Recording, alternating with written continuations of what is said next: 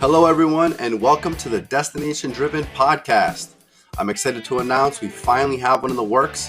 Looking forward to partner up and collaborate with fellow entrepreneurs, where on this show, our goal is going to be to share best practices, how we maximize each day.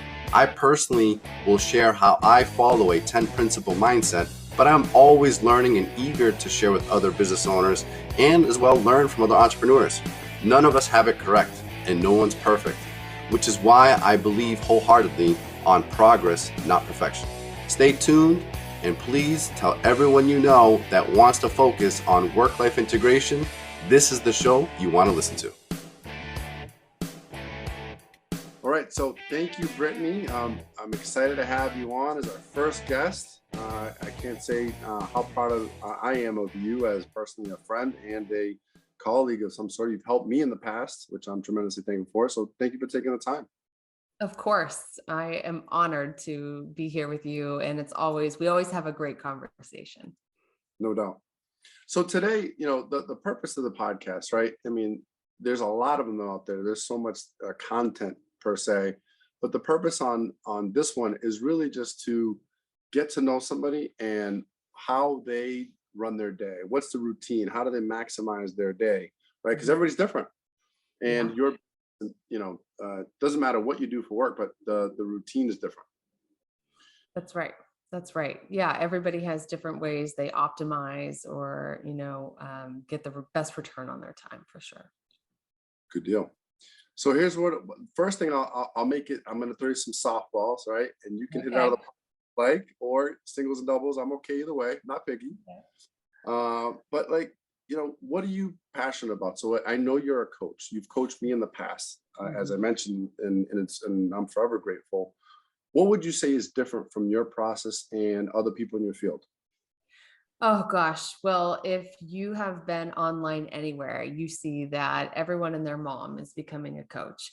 And I have to, being honest, there are times where that really frustrates me because I think that there's no control process. Like when you see a doctor, that person better well have gone to medical school and be licensed and all of that, right? And be in good standing. We just kind of expect that, but we don't have that controlling body yet for coaching. And I actually think it'll be really great when it comes because it's going to make the decision a lot easier for people. I definitely have been on the phone with some skeptics and I say, gosh, you know what? You are so right to be skeptical. That's okay. Like you can become a coach over a weekend course. And I don't mean that to, minimize anyone here or anybody who became a coach that way.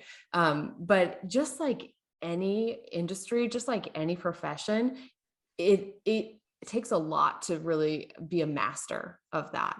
And again, not to say that I am a master, but I have put a lot of hours and dedication into my training to be better. And I think that that's who I am, Josh. Like no matter what I would be doing, I would want to be the best that I possibly could be in that.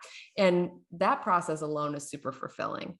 So my background is as a psychologist, and that is what differentiates me, I think, among coaches. I don't have an MBA type background. A lot of business coaches kind of come from that consulting field, where as an organizational psychologist, I bring not only a really great understanding of what motivates people, what drives them, what engages them, how do we optimize for performance or efficiency for your team, but I can really also understand what drives the business and the bottom line. And when you can marry those two things together, then you have one powerhouse of a business and hopefully a really fulfilled team. And this is what we've seen a lot of. It's become super relevant during COVID, right? We've seen a really change in who holds the power here with the great resignation, with really great talent, being able to make a ton of demands. I'm sure you've run into this yourself, right? Business owners really need to take a step back and understand what skills am I hiring for? What kind of person will fill this role? And what what drives that person? What's their purpose for showing up to this position? I'm going to hire them. And they need to get really curious about that. And the more they can understand those team players, the better that they can create something really meaningful for those team members. And the more loyalty they're going to see, the better performance they're going to see. And overall, it's going to be a win-win. No doubt. And you bring up a good point. And I'll tell you, on the opposite side of the fence, the employee, if you will, should be interviewing the employer. Yeah. Right. So like they should be coming with their A game and ask as many questions as possible. Like when I interview somebody and what I do, right, in financial services or on the coaching side, right, and I'll share with you how that happened. They should be asking all those questions and asking without any attachment, you know, being fully present in the process and just saying, look, here's what I'm looking to do. Like that, you know, that's what I want to get out of this versus like, yes, master, I have to do it this way, right? Like those days are gone. And I can't, I mean, I've lived in that space mentally in a long time, but to your point, to see that now, it's beautiful. I think it's great. Right. So tell me what it's a day in the life of Brittany. What's your morning? How do you optimize or maximize your day, and what keeps you disciplined? Sure. I love that you ask these questions, and I've looked at the principles that you live by and that are in your book, and it's really also helped me consider what I do even more intentionally. So, I am a huge believer in what we do off the clock determines what happens on the clock. And the way that we structure our private life almost should be more important than the way that my professional calendar looks.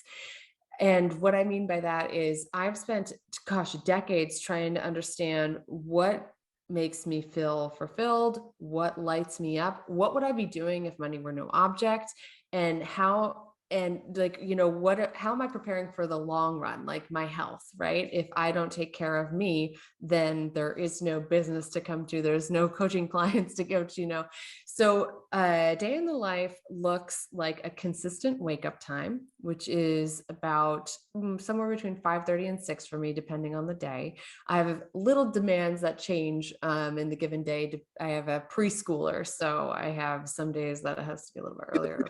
All the time. They're wonderful. Yeah. I feel like the luckiest person in the world to have these two girls, and my whole day, my whole business is structured around family time. So first and foremost, you got to know your values, right? Because that's how you should be shaping your day.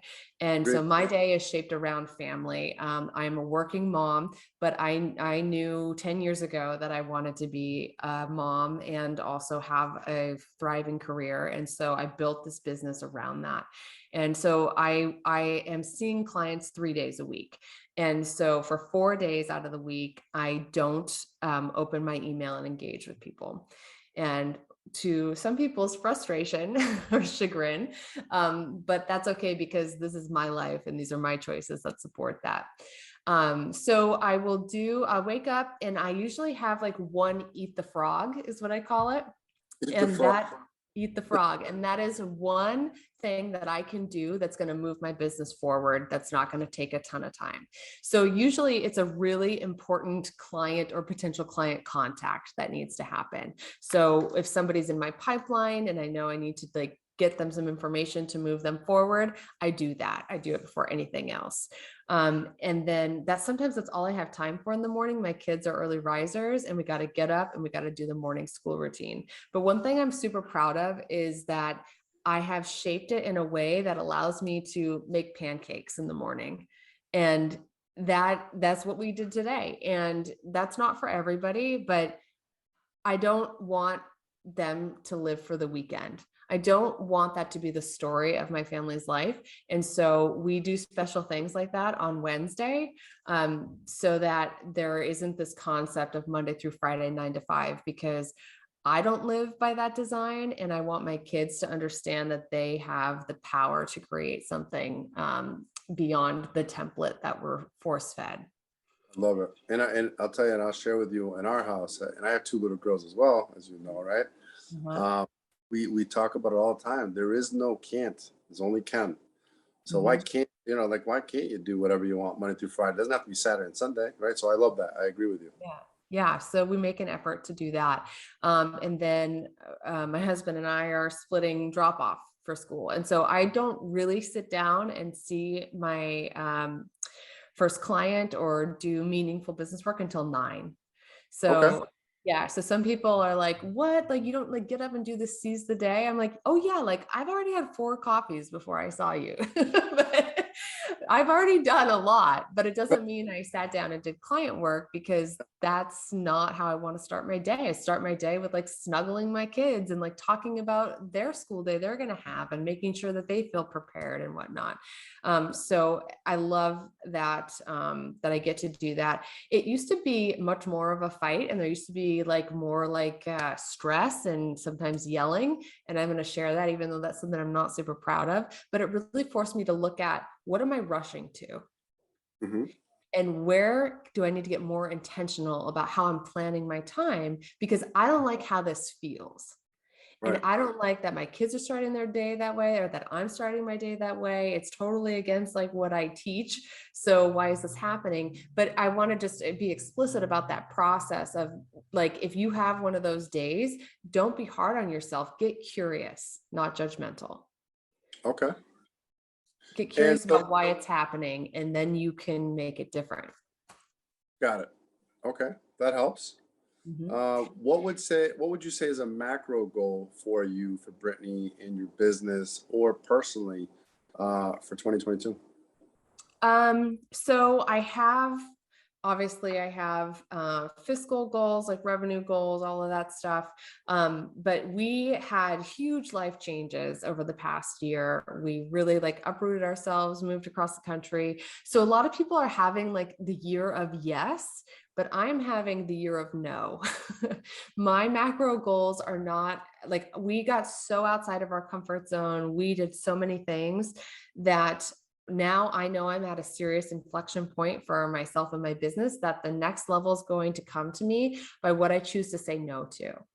And Got it. so everything that comes to me, I'm looking in my head, like I'm looking at it and giving it a default no, and then thinking, does that mean?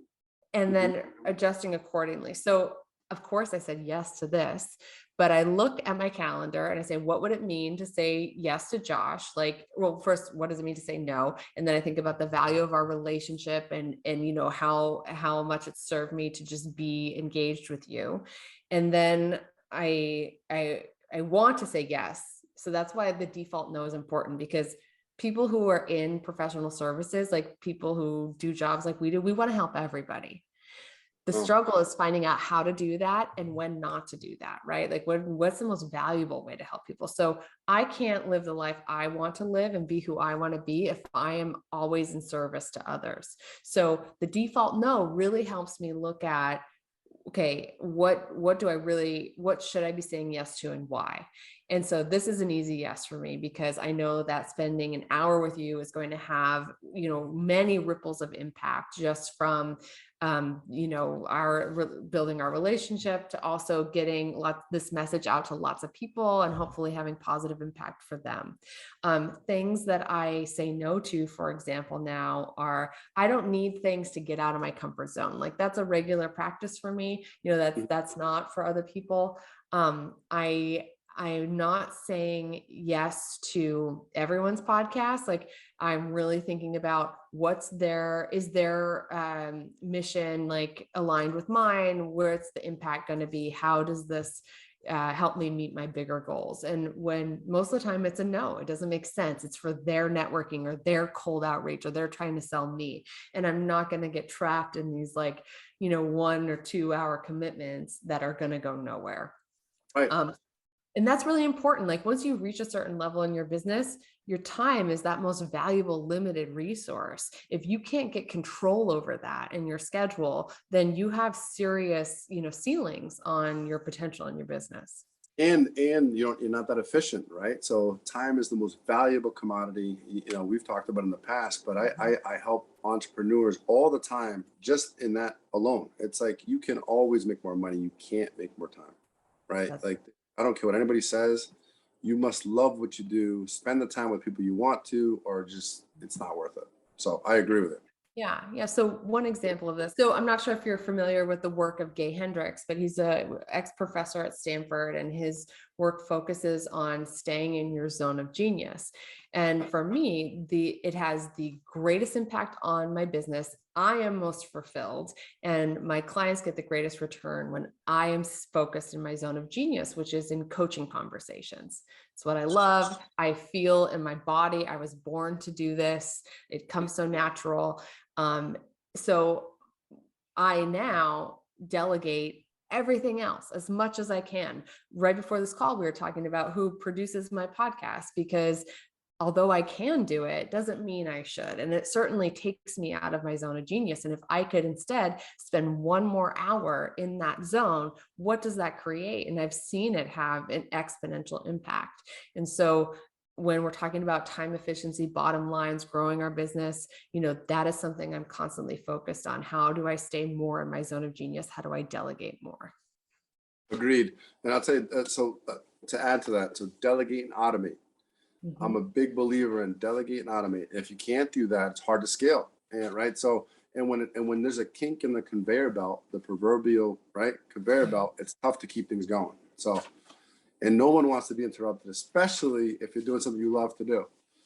So thank you for sharing. So how is this pandemic? So I'm curious to hear, right? So on the personal side, how has the pandemic affected you negatively, and how did you respond?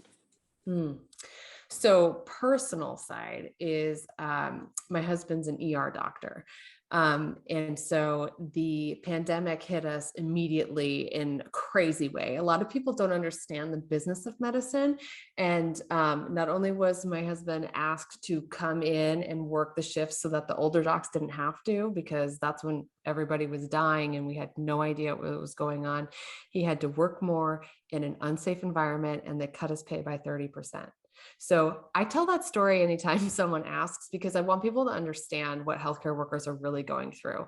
And it's been going on for 2 years now. So, however you feel about the theory of coronavirus or the reality of it or whatever, just consider that for a second, that's what some people are dealing with. So it impacted us a lot in the beginning. But I have 2 kids. They were at home. I had a husband who was working more, who we made live in the basement for a little while, because we thought, well, we can't both afford to die. So, you first. So, we had to make hard choices fast to serve our family. I was really lucky that I have a job that was easily went virtual immediately. And that not all of a sudden, but I was in greater demand because people did not know how they needed to shift their business and shift their life to really to stay in business. I don't know if everyone can just take a second and remember what it felt like to wake up those days in March 2020, April 2020. There was so much uncertainty that we were met with. And frankly, as humans, most of us aren't good at uncertainty. We're not great at managing it. We enter into full-on stress. Our brain goes into that fight or flight. Your amygdala is super activated, and we don't make good decisions classically. So, a lot of my job was helping people kind of come off of that ledge, so to speak, and help them create a process for better decision making. Because what we then knew was that there were challenges immediately, but they were likely going to shift and then shift again. And my gosh, being 2 years out, isn't that true? We still live in this uncertainty quite a bit, as cases are surging again, as there's a new variant. This is going to be here in some form or fashion for a while. And if you haven't gotten the message yet, adapting is key to your survival. Let's take a note from Charles Darwin. The more that, and this is also a famous Tony Robbins quote that I use all the time, the more uncertainty that you can manage, the higher your quality of life. So true. So the better that we can get at sitting with that uncertainty, learning how to make stronger decisions, even though our body is in fight or flight, and creating a process for that, then the more successful you're going to be, whether we're talking about your personal life or your business. Yeah. And I'll tell you, I borrowed a line from Tony Robbins, Jim Rohn, Bill Gates. They all say the more you read, right? Like common sense, like, well, yeah, if I read more books, the more you learn. But I'll tell you, Audible and listening to different systems and how the body reacts when you go into the cortisol, the dopamine, and all Yeah. those other people aren't Mhm. even aware. And it's like you're literally wired to live and adapt. And if Mhm. you understand that, you win. Yes. Right? It might not feel like it all the time, but to your point, you got to learn to adapt, right? I mean, it's older than dirt. It is what it is, right? Move on. Right. So that's on the negative front, and thank you for sharing that. And God bless all the medical folks, Mhm. professionals, doctors, including your husband, nurses. What they do is just they're angels here on earth. So I agree with you. God Mhm. bless them. On a positive front, how has it affected you positively in the business front? Yeah. So from a business place, I had a more work than I knew what to do with. So I felt really lucky. Really, at that point, it was just luck. Like none of us were set up in our businesses thinking about that. So I was super familiar with Zoom. So that was an easy transition, and my clients were awesome about it. Meeting at all hours because I had kids at home, and people just really showed up, and that was a positive.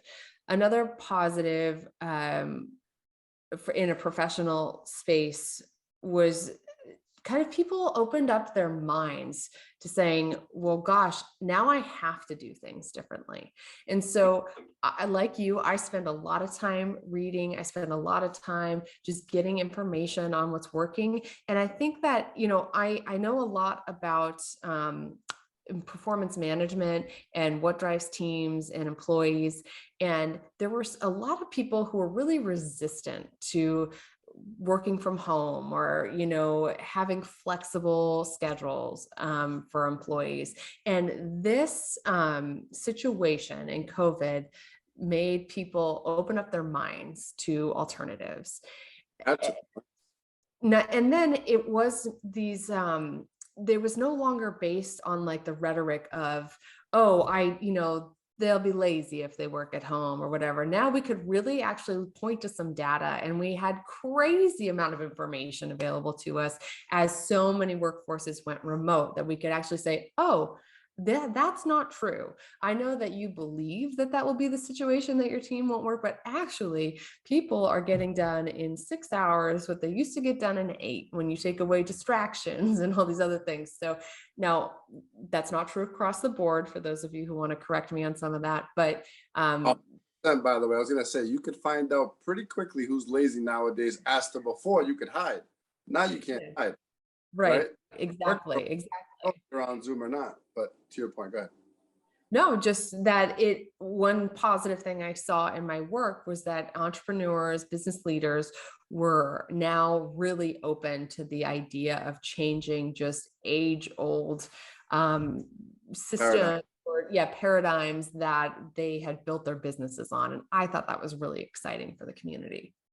I love it. I agree. And there's so many positive things come out of it, quality of life in general, but having the ability to work from anywhere, which I think is powerful, especially for folks like Yeah. you. Yeah, well, I want to speak about that too. A positive thing on the personal side is that the pandemic gave us the space, or forced us to really look at, were we living a life that was important to us, or the way that we wanted to, where were we disconnected from the values we say we have versus how we're living? And I think a lot of people were forced to look at that. Like, no, I love my family. Oh, but I'm like 12 hours a day doing this job that I complain about the other 6 hours on the weekend. So, what's that about? And like, why does it need to be that way? And so, as we've seen, a lot of people reevaluated, reassessed, and have made changes. And my family is, one of those people. And we decided to make a huge move from Rhode Island to California. Love the outdoors. I think I really got sick in the pandemic of just being locked inside. It was a cold winter, cold spring, and I've actually felt really far away from my family who live out west. And that distance and all that uncertainty made me say, gosh, I say I love my family. I say I'm so close to my parents. Like, let's make good on that. Sure. And we packed up. I love it. So so it's a good segue, right? On here, we talk about the different principles and different things that people, how they do it differently, right? Mhm. What are some of those destinations that you have? What are some of those goals that you have, right? It's kind of the same in the way I view the world. Yeah. Um, if you look at, talk about trusting the process, right? You just said, look, I'm good. I want to be closer to family. I want to move back. I want to be, right? So I love that. I respect that. I'm going to put you on the hot seat. So when it comes to the 10 principles we talk about, right? One of them is self-care, right? What do you do for Brittany? Sure. So I started telling you guys about the first half of my day and I dropped off there, but I work out 6 days a week. And that looks different. So 3 days a week, I'm at a high intensity training center doing a CrossFit-ish style workout, lifting weights, super important for women out there. Like, don't forget that resistance training is amazing for you. I've played sports since I was a little kid, so my body really responds to that endorphin high. It Okay. makes me a better mom. It makes me a better partner. I just love it. So I'm doing that 3 days a week. Tennis is my new passion. I feel like a kid. Like I get so much joy out of it. And I use the word joy really intentionally. Like it's beyond fun. It feels like playful. My mind is clear from everything else. And it's so important that we access that place, especially for those of us doing like intellectual work or professional services. There is a lot of research. Actually, I love this new book by Cal Newport. It's called Deep Work. And he talks about the importance of using your unconscious brain, using different parts of your brain in service of this deep creative work that requires so much attention and so much focus. So my goal is to play tennis at least twice a week. And that's tight in my schedule. That requires a lot of planning to make that happen. I mean, I'm talking about a lot of recreation here. And I also like have a partner who likes to spend time with me and two little kids that also have their own sports and stuff. So it takes a lot of intention to build that into my schedule. But like I said, this makes me better at everything I do in my life. Love Um, it. yeah, it makes me a better mom because I'm not only teaching them the importance of their own self-care, I'm modeling it, but because I feel better when I come back, I am more present with them. I'm ready to play all the imaginative animal games you can think of. But if I just went straight from these like Zoom calls to that, I'd have incredible mental fatigue. Would have no break from that part of my brain and I wouldn't be as on. So, I see that level of self-care as benefiting everybody. Um, I like to write. I write, if you sign up for my weekly newsletters, you'll see that. Um, and that is also an act of self-care because it's like a mental exercise that um, is really rewarding. It's like a challenge. It's like learning a new language. We don't pursue things that are really challenging older in our life because I don't think we like the humility of it, to be honest. I think that that's really uncomfortable. And so one thing that I have loved about tennis is being terrible at it. I love that. Good. Thank you for sharing that. Yeah. So now when it comes to being thankful, right? When you think of gratitude or you're talking to your husband or your kids, or when you just reflect on a daily basis or weekly basis, is it something you believe in wholeheartedly, like you practice it daily, or is it something that you put into the day when you have some time? And why is that important? Really great point. I wish I could sit here and tell you I was perfect at it. But I think for the benefit of the read or for the benefit of the listener, I want to be totally honest in that it is not as integrated into my daily process as it could be. Now, I am a 5-minute journal user. I don't know if anyone else is familiar with that, but there is a spot that asks for the pieces that you're grateful for. That is not a 7-day-a-week practice for me. So that's why it's not like perfect in my gratitude piece. But one way I like to use it is in walks and being outside. And I have conversation with my kids every time we're outside because there's a lot of novelty to it for us since we just moved here to Santa Barbara. what do you notice? Think about, what is this doing in your life? Like these flowers that are here. What's your experience with it? And so I like to ask them about things that are kind of like right in front of them. We talk about the sunset a lot because it's something we see now. We weren't seeing it all the time. We talk about, the beauty of being outside. And so that is a piece where I love sharing gratitude with my kids in this more kind of like practical fashion instead of it in theory when I'm writing it down in my journal. So there's just these different ways it shows up for me. But really, I'm so grateful for my family and my health. And I have to say, like, I'm really proud of us that we made this move because it was tremendously difficult. But it ultimately speaks to the gratitude we have for the people in our life. And I feel like we made good on it. Love it. So as you look into, we're a couple of weeks away from February already. It's unbelievable how fast it goes. When you talk to some of these business owners, what are two things you think is really important to not only survive, but actually thrive in this environment, right? So in this post-pandemic, I mean, I can't really say post-pandemic, we're still in it, but at the same time, you got to adapt, right? So knowing that a lot of people are going to hear you and I say, or different people say, well, yeah, I know I have to adapt. Great. How do I do it? So what's your advice? If there's two things you say, Josh, every business owner should be doing, what is it? Really, really great point. You're right. So adaptability is key to success and to thrive right now. One thing I see people do is they make annual plans. Right now, we need to be making quarterly plans. And if you think about like the different phases 2020 had, 2021, we're in the same situation. We're peri-pandemic. We're right in it. So these things are changing, like the laws are changing, like everything's changing. So we need to have a tighter mechanism for measurement in order to make sure that what we're aiming for still meets the mark, the things we're doing is still having impact, or, if something isn't available to us anymore, if whatever shifts for whatever reason, then we need to be making that shift a lot quicker than, assessing it a year from now. And so that's, that's what we do. So more of a checkpoint quarterly versus let's just make an annual. So the old paradigm says, let's do a 12-month goal and let's check in at the end of the year. You're saying, let's do it every quarter and see where we're at, evaluate where we're at. I think your plan should be set every quarter. And I think you need to be doing some kind of accountability checking every week. Bingo. I agree. Yeah. So I love that, and I'll share with you on my end, we talk a lot about, different things, that checkpoints we can do. What's different?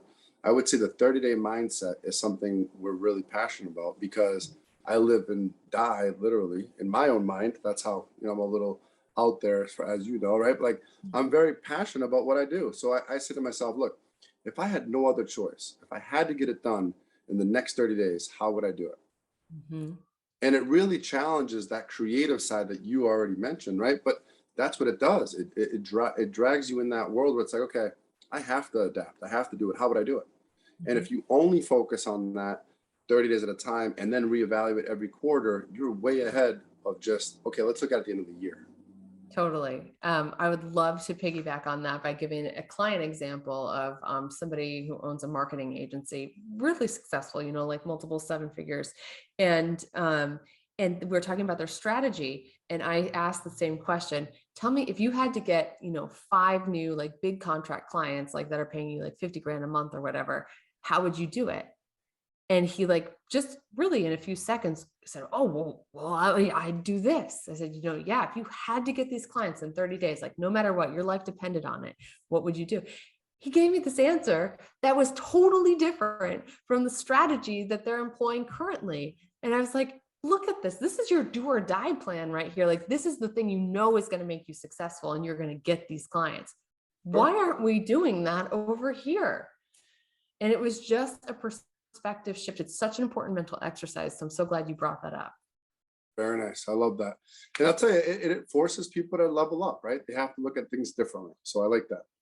So if I'm you and I'm saying to myself, okay, I'm excited about 2021. We were able to adapt. We moved to California. There's a lot of things coming on the horizon. Yeah. What's next, Brittany? Oh, that's a really, really great question. Thanks for teeing it up. I put a tremendous amount of work in innovation for my business last year. So we've done a lot of delegation, a lot of automation, but what I'm most proud of is the product that I've created from over 10 years of working one-on-one with people. I've been really, really great at data collection. I'm a social scientist at heart, and I've been measuring my results since before that was cool. I'm not really sure that's actually cool now, but people talk about it more now.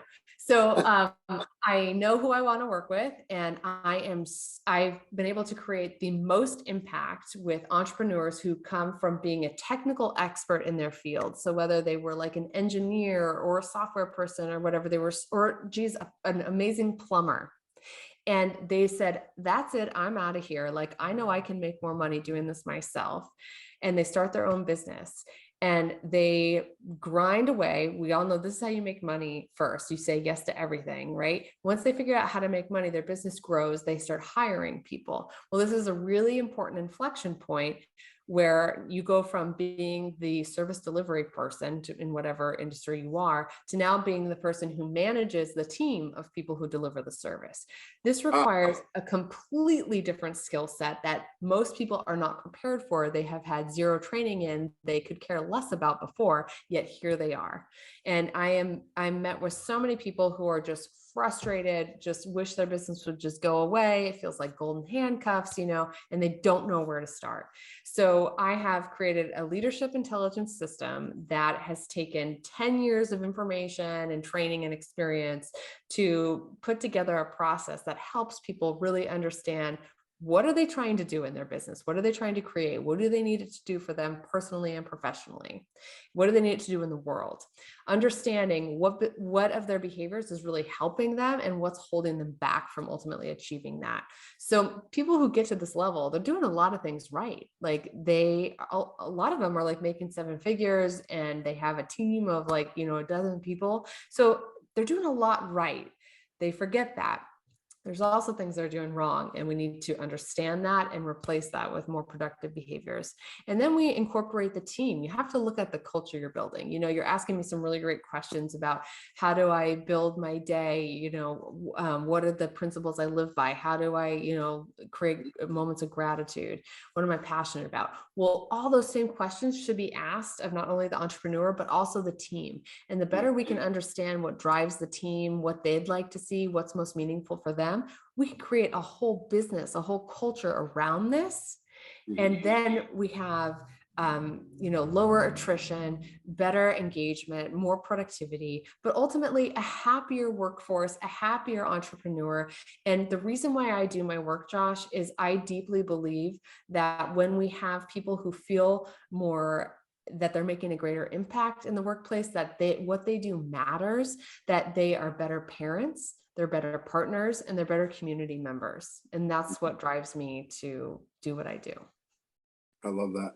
And it's so true. I mean, at the end of the day, it's about progress. It's not about perfection, right? I mean, I harp on that everywhere I go. I don't care if it's a $10 million, client or somebody that, I work with, whatever it is. I want to make sure that we're aligned from our core values and belief system, right? So I love the fact that you said, look, if you do that for yourself, do it at work, build a culture the way you want to. And I wholeheartedly agree with you.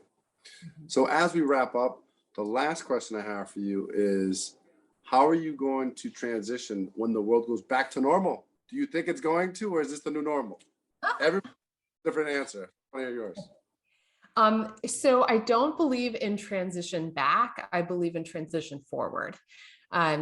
We are never going to be the people we were in 2019. And you know what? I'm like really thankful for that, because challenge creates change.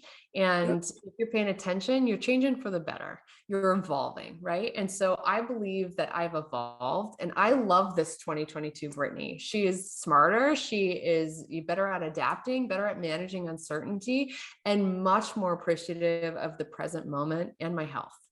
So I'm so excited to take this version of me forward. And what I've been reading a lot and living in the world of work and how it's going to change. And what we're going to see is a lot more professional service type people building a gig economy for themselves. And so we've seen this, right, with the Ubers and the Airbnbs of the world, but this Yeah. is happening now in professional services. And I think it's super exciting. I think you're going to get, employees taking just the projects that they want to work on. And maybe they want a 30-hour a week, situation, and that's what works for them. And we're going to see people have the more control over their work life and ultimately what they create for their personal lives. And I think that is just so exciting and so empowering. It is, and I'll tell you, you go back a couple hundred years ago, we had the farming, agriculture, right? Then the industrial revolution. I think now we're in the awareness revolution. Mm-hmm. I really do feel and agree with you that the next 5 years, I mean, it's going to be powerful. It's going to change. It's going to make a huge impact in the next 30 years, because I think personally, people care a lot more, not just about making money, but want to be fulfilled. Right. Right. That is a huge transition we've seen in the focus of, and we saw it actually the last generation, people turning down greater paying jobs for other types of benefits, but we're going to see that more and more. I mean, we haven't even I'm going to open Pandora's box right now and bring up like cryptocurrency and destabilization, right? And Web 3.0. But I'm just saying that to think about we're seeing dramatic shifts in the way people look at age-old concepts and paradigms. And so that's what we're going to see more of. No doubt. So, Brittany, how do we get in touch with you? For anybody in the audience that wants to reach out to Brittany, learn more about Brittany's style of coaching and what she brings to entrepreneurs, what's the best way to reach you?